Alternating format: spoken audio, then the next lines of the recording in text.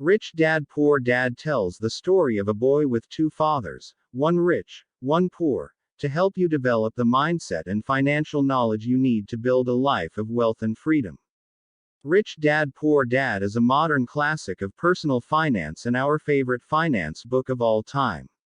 Although the book is controversial and often takes criticism, people still believe it's worth reading. Otherwise, it wouldn't have sold over 32 million copies. Robert Kiyosaki tells the story of his two dads in his childhood. His own father and the father of his best friend. While he speaks affectionately of both, they were very different when it came to dealing with finances.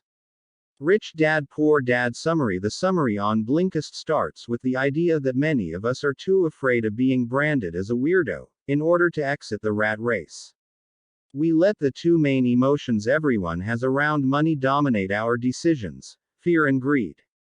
That's why we still stick to the outdated mantra: go to school, go to college, get a job, play it safe. When in reality, no job is safe anymore. For example, when you get a raise at your job, a wise choice would be to invest the extra money. Put it into something that builds wealth like stocks or bonds, which has risk, but a lot of potential.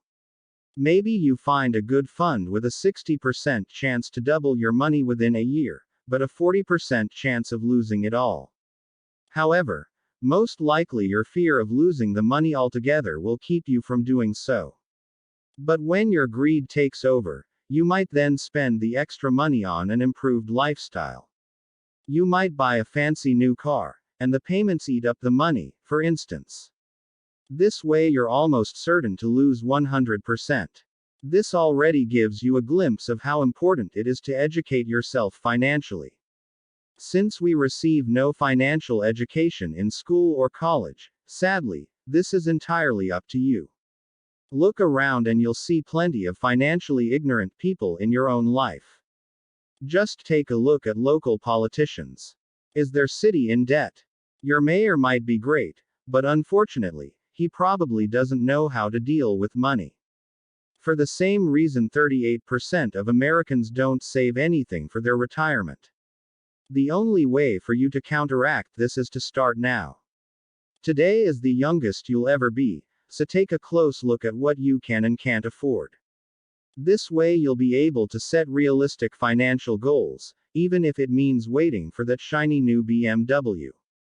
Next, adopt the mindset of work to learn, instead of work to earn. Take a job in a field you have no clue about, such as sales, customer service or communications, to develop new skills. You never know what they might be good for. Set aside 5% of your income each month to buy books, courses and attend seminars on personal finance to start building your financial IQ. The first step toward building wealth lies in the mindset of managing risks instead of avoiding them. Also, learn about investments to understand that it's better to not play it safe because you'll miss big potential rewards. Don't start big, just set aside a small amount, like $1,000 or even $100, and invest it in stocks, bonds, or even tax-lien certificates.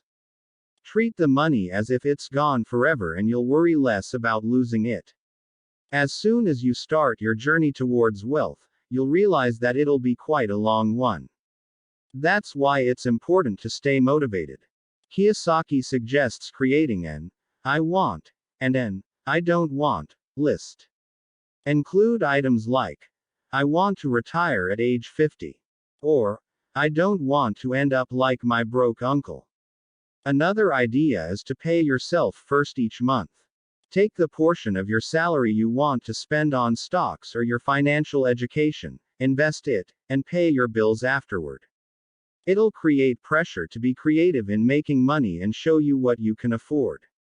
Use your money to acquire assets instead of liabilities. Assets are stocks, bonds, real estate that you rent out, royalties, for example from music, and anything that generates money and increases in value over time. Liabilities can be cars with monthly payments, a house with a mortgage, and of course debt. Anything that takes money out of your pocket each month is a liability. There's no rush. Just stay at your full-time job and mind your own business. In this case, your job is what pays the bills and your business is what makes you wealthy. Build your business on the side and use it to invest in assets until your assets eventually become the main source of your income. You can even file a corporation to be taxed only after you've earned and invested, instead of being taxed before investing as an employee and trying to live off what's left. The most important thing is that you start today. You are your own biggest asset, so the first thing you should put some money into is yourself.